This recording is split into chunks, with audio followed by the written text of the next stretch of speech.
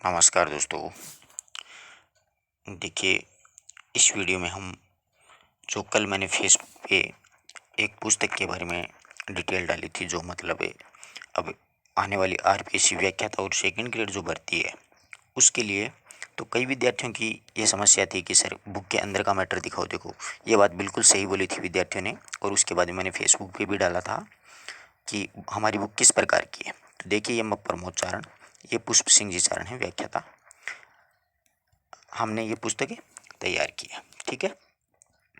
अगर आपको पुस्तक प्राप्त करनी है तो आप इस नंबर पे व्हाट्सएप पे कर सकते हो। अब इस पुस्तक में कौन कौन सी पुस्तकें हैं उसके बारे में चर्चा। तो देखिए, अब एनसीईआरटी का सिलेबस लागू हो गया राजस्थान में, तो अनिवार्य के लिए 2 पुस्तकें 11वीं में, साहित्य के लिए 2 पुस्तकें, 2-2।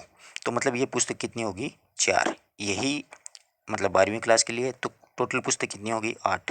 और एक अभिव्यक्ति वगैरह की, तो कुल पुस्तकें 9 हैं। अब हमने 9 पुस्तकों का क्या किया है समावेश। जैसे ये 2 हैं, इनकी हमने एक बना दी, और एक इसकी। 2 पुस्तक होगी 11वीं की, 2 होगी 12वीं की, तो 4 पुस्तकें हो गई हैं। आगे बात समझ में। चारों पुस्तकों की कीमत है मात्र हमने 450 रुपये रखी है, और बाई डाक आपको 60 रुपये चार्ज के साथ, मतलब 500 रुपये में आपको 4 पुस्तकें। मैं नहीं मानता कि इससे कम मतलब रेट में आपको पुस्तकें मार्केट में उपलब्ध होंगी। अब कई विद्यार्थियों की ये समस्या है कि सर इतनी आप मतलब सस्ते में पुस्तक निकाल रहे हो, पुस्तक का मैटर कैसा है, मतलब उसमें किस प्रकार का कंटेंट आपने डाला है। बिल्कुल सही बात है विद्यार्थियों की। तो देखिए, अब पूरी चर्चा करेंगे अपन। कुल कितनी पुस्तकें हैं 11वीं 12वीं की, और 11-12 हिंदी साहित्य और इनमें कुल 4 पुस्तकें होंगी, ठीक है। इन 4 पुस्तकों में कौन कौन सी हैं, आरोह भाग 1, वितान भाग 1, अंतरा भाग 1 और अंतराल भाग 1। ये इस प्रकार से आपको मैंने ऊपर बता दी हैं। तो 2 इसके हैं, 2 इसकी, 4 पुस्तकें हैं, ठीक है। इसमें क्या क्या दिया गया है, तो देखिए चारों किताबों में मूल पाठ दिए गए हैं बिल्कुल। 11-12 हिंदी के सभी मूल पाठ इसमें समाहित हैं।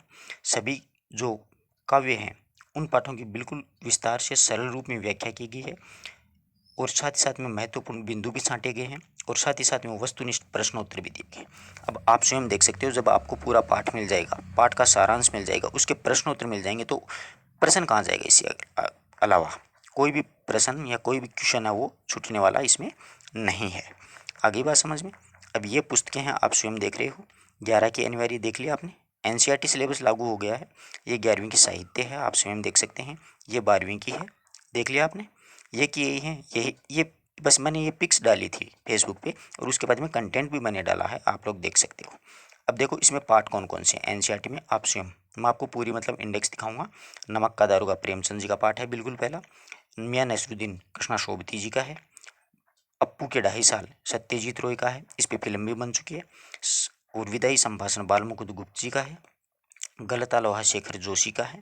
स्पीति में बारिश वो है कृष्णात का। और रजनी मनु भंडारी की पटकथा है, बहुत ही मतलब अच्छी है, रोचक है। जामुन का पेड़ कृष्णचंद्र का है। भारत माता जवाहरलाल नेहरू का है। और आत्मा का ताप शहीद हैदर रजा का है। ये हैं गद्य के, ठीक है। अब देखो पद्य की बात करेंगे तो कबीर जी का है, मीराबाई है, पथिक राम नरेश त्रिपाठी जी, वे अंकिम सुमित्रानंदन पंत, घर की याद भवानी प्रसाद मिश्र, चंपा काले काले अक्षर नहीं चिन्हित त्रिलोचन जी का, मूल नाम वासुदेव है, सब जानते हो। गजल दुष्यंत कुमार जी के हैं, ये 11वीं की है, ठीक है। फिर अक्कमा, हे भूख मत मचल, और हे मेरी जूही के फूल जैसे ईश्वर, अवतार सिंह पास के हैं, सबसे खतरनाक, और आओ मिलकर बचाएं, निर्मला पुतुल का। इसी प्रकार ये वितान जो है, इसमें मात्र 4 ही पाठ हैं। भारतीय गायिकाओं में बेजोड़ लता मंगेशकर कुमार गंधर्व का है।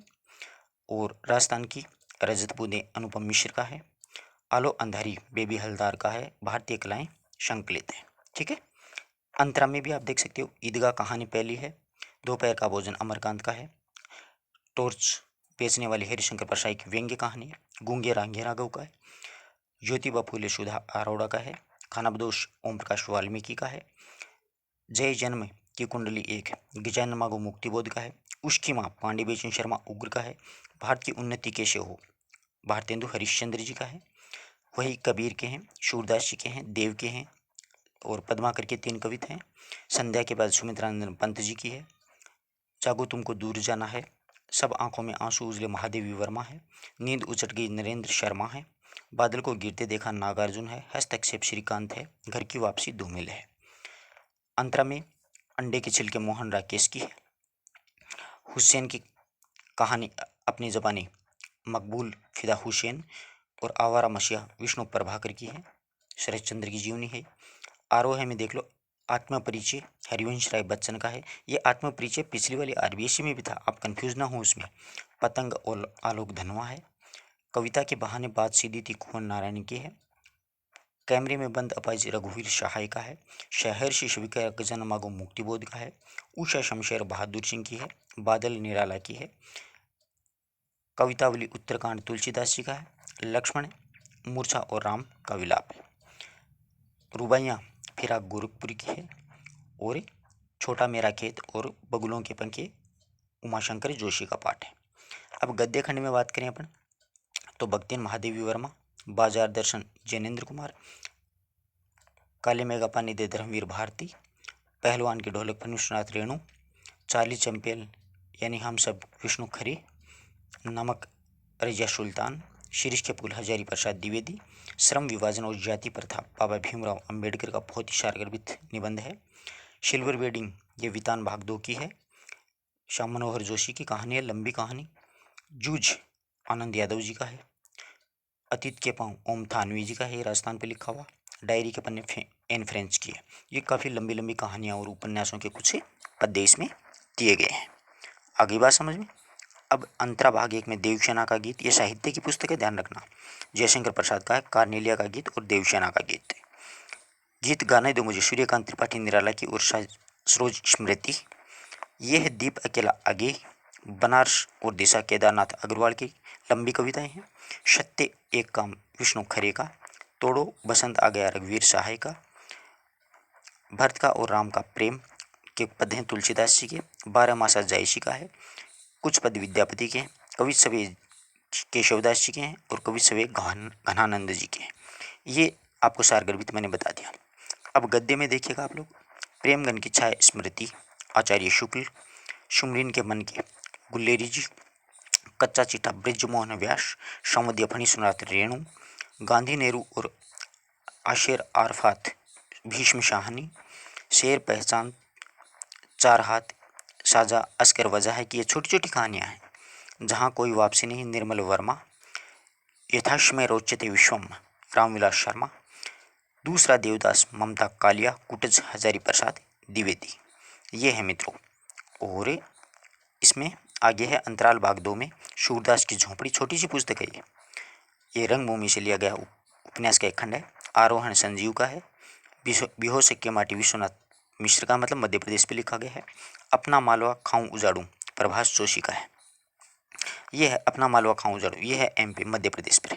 आरोहण ये है मतलब पर्वतीय क्षेत्रों के बारे में बताया गया है कि पहाड़ों में जीवन कैसा व्यतीत होता है। सूरदास की झोंपड़ी में मतलब विध्वंस और निर्माण की कहानी इसमें कही गई है। बहुत ही रोचक और बहुत ही शारगर्भित है। और बिहोशक की माटी में एक मतलब एक तालाब की माटी के बारे में बताया गया है। बहुत अच्छी अच्छी कहानियाँ हैं। ठीक है, अब आपको कुछ और भी बता दूं। ये मतलब वापस ये कहानी है, ये उपन्यास है, ये पद्यांश है, इस प्रकार से हमने आगे इसमें लिख दिया ताकि विद्यार्थी को पता चल जाए। कई बार क्या होता है कि एग्जाम में ऐसा प्रश्न उठाते हैं, आपने नोट नहीं की होगी ये बातें, कि जैसे प्रेमचंद की नमक का दारोगा दे दिया, आपके सामने प्रश्न आया नमक का दारोगा है, एक मिलेगा कहानी, उपन्यास, नाटक, रिपोर्टाज। वहाँ पर विद्यार्थी को पूरी कहानी याद रहती है परंतु उसको ये पता नहीं होता कि विधा किस प्रकार की है। इसलिए हमने थोड़ी सी मतलब बच्चों की सहूलियत के लिए और अपनी पुस्तक को अच्छा बनाने के लिए, मैटर अच्छा देने के लिए हमने ये प्रोसेस भी इसमें डाली है। हर कुछ भी छूटने वाला नहीं है पुस्तक में, आपके साथ कोई धोखा नहीं होगा। अगर कोई विद्यार्थी को पुस्तक लेने के बाद में ऐसा लगे कि वास्तव में मेरे साथ ठगी हुई है तो आप निसंकोच पुस्तक वापस भेज दीजिए, आपको आपके पैसे मिल जाएंगे। और इसमें देखिए एक भी मतलब कोई गलती नहीं है। ठीक है, अच्छी तरीके से जो आपको मैं ऊपर बता चुका हूँ, वो संस्मरणा, वो कहानी है, वो सारी बातें हमने लिखी। इन पन्नों को आप थोड़ा सरसरी नज़रों से एक दो बार पढ़ते रहें, इस प्रकार के प्रश्न अपने गलत ना हो कि ये संस्मरण है, ये है। अब देख ले, अब इसमें मतलब हमने शब्दावली भी छांटी है। आरोह है, तत्सम, पुल्लिंग इसमें कौन सा है, ऊपर ऊंचा, सरल, कठिन, साहित्य, मतलब सारी चीज़ें इसमें हमने फ्लैशबैक पद्धति क्या होती है, पदमेत्री क्या होती है, आप लोग नहीं जानते। ये साहित्य की मतलब गहराई की बातें हैं बट हमने डाली है, मतलब होना चाहिए पता कड़ुक पद्धति क्या होती है, रुबाइयाँ क्या होती हैं, रीति क्या होती है, रेखता क्या होता है, हर चीज़ डाली है। इतना मैटर आपको नहीं मिलने वाला है। अब देखिए साहित्य के रूप में साहित्य क्या क्या परिभाषाएँ दी हैं वो सारी हमने डाली है। बहुत अच्छी चीज़। अब नामक का दरोगा, लेखक का परिचय इतना शानदार आपको कहीं नहीं मिलेगा। चलो एक का परिचय मैं आपको, नमक का दरोगा। प्रेमचंद जी जो है इनका जन्म 31 जुलाई 1880 को लमही बनारस उत्तर प्रदेश में हुआ। थोड़ा सा जूम कर लेता हूँ मैं, ठीक है। आगे बात समझ में। प्रेमचंद जी हिंदी साहित्य के शिखर पुरुष माने जाते हैं। बहुत बार ये प्रश्न पूछा जाता है। कथा साहित्य के इस शिखर पुरुष का बचपन अभाव में बीता था। स्कूली शिक्षा पूरी करने के बाद में पारिवारिक समस्याओं के कारण जैसे तैसे इन्होंने बीए की पढ़ाई पूरी की। अंग्रेजी से एमए करना चाहते थे लेकिन जीवन यापन करने के लिए उनको नौकरी करनी पड़ी। सरकारी नौकरी मिली लेकिन उन्होंने गांधी जी के असहयोग आंदोलन से प्रेरित होकर के सरकारी नौकरी से त्यागपत्र देना पड़ा, यानी त्यागपत्र दे दिया। प्रेमचंद जी बहुत मेहनती व्यक्ति थे। राष्ट्रीय आंदोलन में जुड़े रहने के बावजूद उनका लेखन कार्य सुचारू रूप से चलता रहा था। प्रेमचंद जी की माता का नाम आनंद देवी, पिता का नाम अजय राम, मुंशी अजैब राम था। प्रेमचंद जी के जो पिता हैं वो पोस्ट मास्टर थे, मतलब डाकिए। माता जी कैंथी भाषा में कविताएं लिखती थी। प्रेमचंद जी का मूल नाम धनपत राय है। ध्यान रखना इस बात का, बहुत बार ये बात पूछी जाती है। प्रेमचंद जी अपनी पत्नी शिवरानी देवी के साथ में अंग्रेजों के खिलाफ राष्ट्रीय आंदोलन में हिस्सा लेते रहे और उनके जीवन में राजनीतिक संघर्ष उनके रचनाओं में सामाजिक संघर्ष बनकर के सामने आया। यानी इनकी रचनाओं में राजनीतिक और सामाजिक संघर्ष वो बनकर के इनके विचार उभर करके सामने आए। जीवन का यथार्थ और आदर्श, ये इनके जीवन के मतलब मुख्य पहलू थे। यथार्थ जीवन से जूझना और आदर्श प्रस्तुत करना। प्रेमचंद जी कथा साहित्य के शिखर पुरुष माने जाते हैं। हिंदी साहित्य के इतिहास में कहानी और उपन्यास विधा का विकास का काल प्रेमचंद जी को केंद्र बनाकर ही किया गया है। आप पढ़ते हैं प्रेमचंद पूर्व युग, प्रेमचंद युग, प्रेमचंद के बाद का युग, पूर्वोत्तर युग। समझ रहे हो ना बात को, इस प्रकार का प्रेमचंद पूर्व युग, प्रेमचंद युग और प्रेमचंदोत्तर युग। मतलब ये तो प्रेमचंद जी के पहले का, ये प्रेमचंद जी थे तब का, और ये इनके जाने के बाद में, यानी 1936 में इनका देहांत हो गया था। महान विभूति की मतलब हिंदी के लिए बड़ी क्षति हुई थी। प्रेमचंद जी प्रथम कहानीकार हैं जिन्होंने कहानी और उपन्यास विधा को कल्पना और रोमानियत के धुंधकाले से निकाल कर यथार्थ ठोस जमीन पर प्रतिष्ठित किया। अब कहानी केवल किस्सोगाई तक ही सीमित नहीं रही है बल्कि पढ़ने पढ़ाने की परंपरा से जुड़ गई है। प्रेमचंद जी के साहित्य में हिंदुस्तानी हिंदी उर्दू मिश्रित, हिंदुस्तानी का मतलब हिंदी उर्दू मिश्रित भाषा पूरे ठाठ बाट के साथ में आई है। उनका प्रारंभिक कथा जो साहित्य है वो कल्पना, संयोग और रोमानियत के ताने बाने में बुना गया है, लेकिन एक कथाकार के रूप में उन्होंने लगातार विकास किया और पंच परमेश्वर जैसी कहानियाँ और सेवा सदन जैसे उपन्यास के साथ ही सामाजिक जीवन को भी कहानी का आधार बनाने में यथार्थवादी कला के अग्रदूत के रूप में सामने आए थे। यथार्थवादी के भीतर उन्होंने आदर्शोन्मुख यथार्थवाद से आलोचनात्मक यथार्थवाद तक की विकास यात्रा प्रेमचंद जी के द्वारा की गई है। आदर्शोन्मुख यथार्थवाद स्वयं उन्हीं की गढ़ी हुई एक संज्ञा है, यानी खुद ही ने बनाई थी। यह कहानी और उपन्यास के क्षेत्र में किए गए उनके ऐसे रचनात्मक प्रयासों को पर लागू होती है जो कटु यथार्थ का चित्रण करते हुए समस्याओं का और अंतर्विरोधों में अंततः एक आदर्श और मनोवांछित समाधान तक पहुंच जाती है। सेवा सदन, प्रेमाश्रम उपन्यास और पंच परमेश्वर, घर की बेटी, नमक का दरोगा, बड़े घर की बेटी और नमक का दरोगा, ये इतनी शानदार कहानियाँ, ये मैंने आपको बताया ना यथार्थोन्मुख आदर्शवाद। तो देखिए यथार्थोन्मुख आदर्शवाद जो है इसमें मतलब देखिए आप लोगों को थोड़ा सा समझा दूं मैं। ये पंच परमेश्वर जो कहानी है, बड़े घर की बेटी कहानी है, नमक का दरोगा कहानी है, अगर आप लोग पढ़ोगे ना तो आपको खुद को महसूस होगा कि हाँ रियल लाइफ में ऐसे इंसान हैं, होते हैं, इस प्रकार के कष्ट झेलते हैं, इस प्रकार की जो घटनाएं हैं वो हमारे जीवन में होती हैं।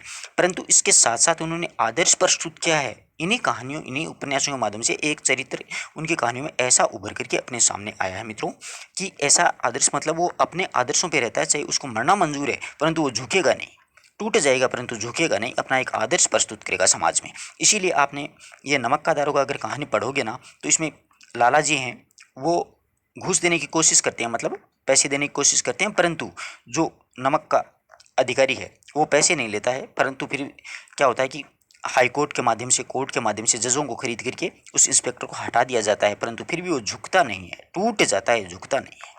इसलिए एक अच्छा आदर्श अपने सामने आता है कि नीच इंसान है समाज में बट एक अच्छे इंसान भी हैं।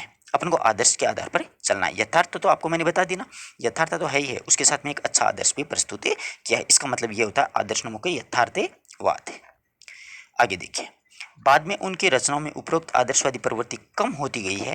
धीरे धीरे वैसे ऐसी स्थिति तक पहुंचते हैं जहां पर कठोर वास्तविकता को प्रस्तुत करने में वे किसी तरह का समझौता नहीं करते हैं, बिल्कुल समझौता नहीं करते हैं। गोदान उपन्यास और पूस की रात कहानी और कफन आदि कहानियों का सुंदर उदाहरण उन्होंने सिर्फ और सिर्फ यथार्थवाद को ही प्रस्तुत, कठोर यथार्थवाद प्रस्तुत उन्होंने कर दिया है। आदर्शवादी बिल कम रही है। आई थिंक ये जो आपको मैंने पढ़ाया है पूरी बात समझ में आई होगी प्रेमचंद जी के बारे में। अब ये छोटी छोटी बातें हैं, अक्सर परीक्षा में उठा ली जाती हैं। 1898 में मैट्रिक परीक्षा पास करी, शिक्षक नियुक्त हुए, फिर इंस्पेक्टर बने थे 1919 में स्नातक करने के बाद में। शिवरानी देवी से देखो प्रेमचंद जी का पहला विवाह का समर्थन करते हुए, मतलब विधवा विवाह का, सॉरी, इन्होंने विधवा विवाह का समर्थन किया था। इनके 2 शादियाँ हुई थी, ठीक है। तो एक पत्नी को छोड़ने के बाद में एक दूसरी शिवरानी देवी थी, उनसे विधवा विवाह किया 1906 में। और शिवरानी देवी की इनके 3 संतानें हुई, श्रीपत राय, अमृत राय और कमला देवी श्रीवास्तव। तो ये अमृत रॉय था, ये अच्छे लेखक हैं, ठीक है। प्रेमचंद जी का प्रथम कहानी संग्रह सोजिए वतन था, जो अंग्रेजी सरकार के द्वारा जब्त कर लिया गया। मतलब सोजिए वतन का मतलब होता है देश का दर्द है। मुंशी प्रेमचंद ने दयानारायण निगम की सलाह पर अपना नाम प्रेमचंद रखा था, ठीक है। दयानारायण निगम थे, उनके कहने पर उन्होंने अपना नाम है वो धनपत राय से क्या रखा था, प्रेमचंद रखा था। उर्दू में ये नवाब राय के नाम से लिखा करते थे, ठीक है। बंगाली उपन्यासकार शरद चंद्र ने प्रेमचंद जी को उपन्यास सम्राट की उपाधि दी। बहुत अच्छा कथन है, परीक्षा उपयोगी कथन है। डॉक्टर कमल किशोर गोयनका के अनुसार प्रेमचंद जी अपने जीवन काल में कुल 301 कहानियां लिखी, जिसमें 3 कहानियां अभी तक अप्राप्य मतलब प्राप्त नहीं हुई है। कमल किशोर गोयनका प्रेमचंद जी की प्रथम कहानी परीक्षा 1941 मानते हैं तथा अंतिम कहानी क्रिकेट मैच को मानते हैं। ये कमल किशोर गोयनका के अनुसार बात चल रही है। अधिकतर विद्वान और संसार का अनमोल रत्न पहली कहानी मानते हैं, और पंच परमेश्वर या फिर कुछ विद्वान ममता अंतिम कहानी मानते हैं। ज़्यादातर पंच परमेश्वर को ही मानते हैं। प्रेमचंद नाम से लिखी गई उनकी पहली कहानी बड़े घर की बेटी है, जो 1910 में जमाना पत्रिका में प्रकाशित हुई थी। जमाना पत्रिका को दयानारायण निगम है वही निकालते थे। प्रेमचंद जी की हिंदी भाषा में एवं देवनागरी लिपि में प्रथम कहानी शोध है, हिंदी भाषा में, ये उर्दू में लिखी हुई है। सन 1915 में सरस्वती पत्रिका में प्रकाशित हुई थी। ये छोटे छोटे कथन है, ये अक्सर एग्जाम्स में आते हैं। इन बातों को अपन को बहुत अच्छे से कॉन्सेप्ट क्लियर होना चाहिए, अच्छे से कंठस्थ होनी चाहिए। प्रेमचंद जी की मृत्यु के बाद में उनकी पत्नी शिवरानी देवी ने एक जीवनी लिखी थी, प्रेमचंद घर में, 1944 ईस्वी में। प्रेमचंद जी ने पुत्र अमृत रॉय ने अपने पिता की जीवनी कलम के सिपाही नाम से लिखी थी। मैंने आपको ऊपर अमृत रॉय का नाम भी बताया है। मदन गोपाल ने प्रेमचंद जी की जीवनी कमल का मजदूर के नाम से प्रकाशित करवाई थी। प्रेमचंद जी की अंतिम कहानी कफन, अंतिम उपन्यास गोदान है। अब आपको पूरी देख लो, आप देख सकते हो। कमल किशोर गोयनका के अनुसार 9 कहानी संग्रह बताए हैं, जिसमें सप्त सरोज है, नवनिधि है, प्रेम पूर्णिमा है, प्रेम पचीसी है, प्रेम प्रतिमा है, प्रेम द्वादशी है, समर यात्रा है, गुप्त धन 2 भाग और कफन है। मतलब अच्छी मेहनत की है हमने, कम से कम 2 साल लगे हैं इस पुस्तक को लिखने के लिए। आप देख सकते हो एक भी चीज़ मैंने छोड़ी नहीं है, ठीक है ना। हर एक चीज़ बहुत अच्छे से लिखी है। अब ये कहानियाँ आपको देख लो, फिर ये उपन्यासों के बारे में भी हमने बहुत अच्छे से बताया है। आशा करता हूँ कि आपको आपके साथ धोखा नहीं होगा, बिल्कुल धोखा नहीं होगा। हमारी तरफ से कोई कमी नहीं है। अगर आपको लगे तो आप हमें बताइएगा कि सर इसमें यहाँ पर ये लिख देते या ये जोड़ देते तो और भी बेटर होता। हम जरूर करेंगे नेक्स्ट एडिशन में, ठीक है। नमक का दरोगा, आदर्शों की यथार्थवादी कहानी, ये शब्द दे दिए। अब ये मूल पाठ दे दिया नमक का दरोगा का, देख सकते हो आप लोग। पूरा पाठ है जो पुस्तक में है ना, पूरा का पूरा पाठ है। उसके बाद में हमने इसके थोड़ा सा वैसे देखिएगा आप लोग, किसी प्रकार की कोई त्रुटि नहीं। ये महत्वपूर्ण बिंदु जोड़ दिए हैं हमने। ऐसे प्रश्न अक्सर एग्जाम्स में उठा लिए जाते हैं। ये वस्तुनिष्ठ प्रश्न भी हमने डाले हैं खूब सारे। आप देख सकते हो नमक का दरोगा का प्रकाशित 1914 में। नमक का दरोगा कहानी किस प्रकार की कहानी है, आदर्शों की यथार्थवाद है। आप देख सकते हो कोई भी अगर आपको लगे कि इसमें यहाँ पर कमी है तो ज़रूर बताइएगा, परंतु कमी तो हमने छोड़ी नहीं है। फिर भी देखो इतना मैटर लिखा है, छोटी बड़ी गलतियाँ हो जाती हैं, उनका तो देखो इशू बनाना मत। एक्चुअल में क्या है कि इतना लिखते हैं तो यार हो ही जाती है। आप भी समझदार हो, अक्सर आखिर स्कूल व्याख्याता की तैयारी कर रहे हो। ये घर की याद भवानी प्रसाद मिश्र जी का, वही परिचय मिलेगा आपको पूरा, और वही उनकी रचनाएं टोटली मिलेगी। पाठ परिचय मिलेगा, घर की याद पूरी कविता मिलेगी, उसकी सरल भाषा में हमने व्याख्या भी नीचे लिखी है। एक एक चीज़ बहुत अच्छे से बनाई है। पूरी पीडीएफ आपको अच्छे से दिखाऊंगा। ये जो पीडीएफ है, और इसी प्रकार मतलब आपके पास जो पुस्तक आएगी वो इसी तरह की आएगी। ये देखो, 3 साल जेल हुई थी, जेल प्रवास के दौरान घर की याद उन्होंने लिखी। भवानी प्रसाद मिश्र 4 भाई और 4 बहनें थी। देखो हर एक चीज़ आप देख सकते हो बहुत अच्छे से। ये लोकोक्ति मुहावरे, ये वही वस्तुनिष्ठ प्रश्नोत्तर आ गए हैं कि जिस प्रकार से एक प्रश्न अपन सोल्व कर लेते हैं कि घर में सब जुड़े हैं, सबकी इतने कब जुड़े हैं, पंक्ति का अर्थ क्या है, इस प्रकार के उठा लिए जाएंगे। घर में सभी भाइयों में घनिष्ठ प्रेम है, इतना भाईचारा कहीं नहीं है। आप देख सकते हो बिल्कुल ऑब्जेक्टिव, मतलब सारे वस्तुनिष्ठ प्रश्नोत्तर भी बनाए हैं, जितने बन सकते हैं उतने बनाए हैं और बहुत मेहनत करके पुस्तक तैयार की है। आशा करता हूँ कि आपको हर एक बात अच्छे से समझ में आ गई होगी। अगर किसी प्रकार का कोई डाउट हो तो मित्रों आप लोग ज़रूर पूछ सकते हो और आप अपने कमेंट भी दे सकते हो। ये मंगलेश डबराल जी का है, भारतीय लोक गायिकाओं के बारे में। देखो पूरा पाठ दिया गया है, साथ में मूल शब्दांश वगैरह दिए हैं, सारांश वगैरह दिया गया है। लता मंगेशकर के पहले नूरजहाँ चित्रपट संगीत में वर्चस्व था, हर एक बात बहुत अच्छे से। ये वस्तुनिष्ठ प्रश्नोत्तर हैं। लता मंगेशकर से पहले चित्रपट संगीत में किसकी लोकप्रियता थी, तो नूरजहाँ की थी। विलायत खां किस क्षेत्र में लोकप्रिय हुए थे, तो सितार वादन में हुए थे। इस प्रकार के प्रश्न अक्सर एग्जाम्स में उठाए जाते हैं। आप स्वयं देख सकते हो बहुत मतलब 40-45 प्रश्न बनाए हैं। बादल को गिरते देखा, नागार्जुन जी का पूरा बहुत अच्छे से वही परिचय है। आप पढ़ सकते हो, देख सकते हो, कोई दिक्कत नहीं है। अगर आप स्क्रीनशॉट लेना चाहते हो तो आराम आराम से आप स्क्रीनशॉट ले लीजिए। इनका जन्म 1911 में हुआ था। सब कुछ बहुत ही अच्छे से अपन ने जोड़ा है, अब आप देख सकते हो। ठीक है, स्क्रीनशॉट पहला मतलब मैथिली काव्य पत्रहीन नग्नगाच के लिए साहित्य अकादमी पुरस्कार मिला। ये 1000 बार पूछा गया प्रश्न है। ये मैथिली भाषा में किस नाम से लिखते थे, यात्री के नाम से। पहले इनका नाम वेद्यनाथ मिश्र था। मुक्त संधि वगैरह, दीपक नामक पत्रिका, घुमक्कड़ी जीवन प्रवृत्ति, बौद्ध धर्म ग्रहण कर लिया। बाबा के नाम से, ढक्कन के नाम से, अनेक इनके मतलब है उपनाम भी थे। ये मूल नाम इनका ध्यान रखना वेद्यनाथ मिश्र था। बौद्ध धर्म ग्रहण करने के बाद में इनका नाम नागार्जुन पड़ गया था। श्रीलंका गए थे 1936 में, 38 में वापस आए थे, नाम नागार्जुन हो गया था। ठीक है, और ये बातें आपको बहुत ही कम मिलेंगी। राजनीतिक सक्रियता के कारण नागार्जुन जी जो हैं कई बार जेल जाना पड़ा है। नागार्जुन ने सन 1938 में सुभाष चंद्र बोस के साथ मिलकर के किसान आंदोलन का नेतृत्व किया।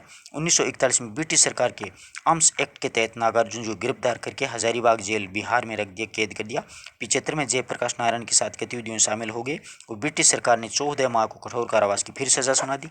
ये तो घुमक्कड़ी प्रवृत्ति के कारण, घुमक्कड़ी त्रय में इनका नाम आता है। राहुल सांकृत्यायन, नागार्जुन और अगेई, ये घुमक्कड़ी त्रय में आते हैं। ये तीनों लोग बहुत घूमते थे, मतलब देश विदेश की यात्राएं की हैं। चित्रा काव्य संग्रह, देखो इतना शानदार मैटर मित्रों कि नेट जीआरएफ भी आपकी क्लियर होगी इनके कवि परिचय से, पाठों से नहीं होगी। देखो पाठ नेट जीआरएफ में अलग जोड़ी गई हैं, कविताएं, उपन्यास, कहानियाँ। देखो बिल्कुल आसानी भाषा के अंदर, आसान भाषा में हमने ये मतलब व्याख्या लिखी है, आप देख सकते हो। किसी प्रकार का कोई आपके साथ में छलावा नहीं होगा। छलावा करने से हमें कोई मतलब भी नहीं है। बस विद्यार्थी सेवा में अब देखो 4 पुस्तकों की कीमत हमने मात्र 450 रखी है। 50 या 60 डाक चार्ज मान लो। 500 में आपको 4 किताबें कहीं मार्केट में नहीं मिलेंगी मित्रों। आप स्वयं देखिए, आप खुद जाओगे, चाहे आप कोई भी गाइड्स की बात करो, मैं नाम नहीं ले सकता, तो वो भी 800-900 से कम आपसे नहीं लेगा। पुस्तक विक्रेता को हम इसलिए नहीं देते क्योंकि पुस्तक विक्रेता जो दुकान वाला होता है वो आपको भी ठगता है और हमें भी ठगता है, कोई मतलब नहीं है। अगर आपके शहर में कोई अच्छा पुस्तक विक्रेता है राजस्थान में, तो उससे मेरे कॉन्टैक्ट नंबर दे देना, आपको मैंने बता दिए हैं। मैं उसके पास में 100 पुस्तकें भेज दूंगा और पहले उससे पैसे लेंगे। ये नहीं है कि वो कहेगा कि मैं पुस्तक बिकने के बाद में पैसे दूंगा, वो बाद में मना कर देगा कि हमारे पास पुस्तक बिकी नहीं और हम रोज़ रोज़ जा नहीं सकते। जैसे हमने मानो नागौर से पुस्तक भेजी कोटा या उदयपुर, तो हम रोज़ रोज़ कोटा या उदयपुर या गंगानगर या प्रतापगढ़ हम घूम नहीं सकते, इतना टाइम हमारे पास में भी नहीं है। इसलिए पहले अगर कोई पैसे देगा तो हम उसको पुस्तक दे देंगे। आप 5 या 10 या 15 स्टूडेंट जाके दुकान वाले को या शॉप वाले को बोल दीजिएगा कि सर हमें ये पुस्तक चाहिए और हमारे कॉन्टैक्ट नंबर दे दीजिएगा। हम वो अगर पेमेंट कर देता तो हम आपके शहर में ये पुस्तक उपलब्ध करवा देंगे। ये देखो वस्तुनिष्ठ प्रश्नोत्तर वगैरह आपको मैंने पूरी PDF बिल्कुल अच्छी तरीके से दिखाई है। कवि ने कस्तूरी मृग को भागते हुए देखा, इसमें मादक गंध के पीछे देखो बहुत अच्छी तरीके से हर एक चीज़ को, हर एक पार्ट को बहुत अच्छे से हमने बनाया। ये तुलसीदास जी का है। तुलसीदास जी का परिचय बहुत ही शानदार है। राम बोला बचपन का नाम था, राजापुर में जन्म हुआ, आत्मा नाम पिता का नाम, हुलसी माता का नाम, दासी चुनिया ने इनको 5 वर्ष तक लालन पालन किया। ये देखो ये पूरी रचनाएं कौन सी भाषा में है, ये इससे ज़्यादा और यार क्या मैटर देंगे, कौन सी रचना किस भाषा में है। ये तक तो दे दिया है, देख लिया ना। ये किस कवि ने तुलसीदास के बारे में क्या कहा? कलिकाल का वाल्मीकि नाभादास ने कहा। बुद्ध देव के बाद दूसरा बड़ा लोकनायक जॉर्ज एब्राहम ग्रियर्सन ने, मुगल काल का सबसे बड़ा आदमी विंसेंट स्मिथ ने, आनंदवन का वृक्ष मधुसूदन सरस्वती, भक्तमाल का सुमेरु उदय भानु, उत्प्रेक्षा का बादशाह उदय भानु, रूपक का बादशाह लाला भगवानादीन, अनुप्रास आचार्य शुक्ल, करुण रस का कवि हजारी प्रसाद द्विवेदी। अब बताओ, 1-2 प्रश्न यहाँ से उठ जाते हैं हर एग्जाम में, यहाँ से बनाता है, देख सकते हो आप लोग बहुत अच्छे तरीके से। रामाज्ञा प्रश्नावली गंगाराम के कहने पर, वृंदावन यात्रा पर कृष्ण गीतावली लिखी थी। अब देखो कितनी शानदार शानदार बातें बताई हैं यार, हर एक किताब में हर एक गाइड्स में आपको नहीं मिलेंगी। ये पंक्तियां दे दी, केशव कहीं न जाइए कि ये विनय पत्रिका की है।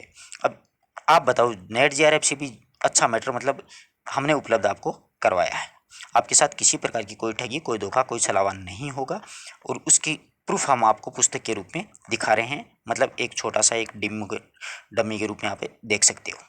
तो धन्यवाद दोस्तों, आशा करता हूँ हर एक बात समझ में आई होगी। पूरा वीडियो आपने देखा है तो आपको वास्तव में पुस्तक के बारे में पता लगा कि अच्छी चीज़ें हमें मिलेंगी, अच्छा मैटर मिलेगा। और पुस्तक आपके शहर में उपलब्ध करवानी है तो आप शहर तक अवश्य एक किसी बुक स्टॉल से हमारी बातें ज़रूर करवा दीजिएगा। ये देखो वस्तुनिष्ठ प्रश्न वगैरह सब कुछ हमने डाला है, देख लिया ना। अच्छी तरीके से पूरा अंत तक आपको दिखाऊंगा इसमें हमने कितने पार्ट जोड़े हैं। पहलवान की ढोलक प्रिंस रेणु का देखिए परिचय कितना शानदार है। आप चाहो तो स्क्रीनशॉट लेके आराम से इसको पढ़ लीजिएगा। अब आप इसका स्क्रीनशॉट ले लीजिएगा शांति से। अब स्क्रीनशॉट ले लिया, अब आगे वाले का ले लीजिएगा, देख लीजिएगा। आपको इतना अच्छा मैटर कहीं पर भी उपलब्ध नहीं होगा। ये इनकी रचनाएं, कहानियाँ, उपन्यास हैं, रिपोर्टाज हैं, संस्मरण है, आत्मकथा है, सब कुछ हमने इसमें डाला है। इनका भी एक बार स्क्रीनशॉट ले लीजिएगा आप लोग, ये देख लीजिएगा। अभी इसका ले लीजिएगा, ये पूरा पाठ दे दिया है, ये शब्दांश दे दिए हैं, पाठ का सारांश दे दिया है, देख लिया आपने। और इस वही वस्तुनिष्ठ प्रश्न इसके आपको आगे मिलेंगे। तो धन्यवाद दोस्तों, आशा करता हूँ हर एक बात आपको अच्छे से समझ में आई होगी।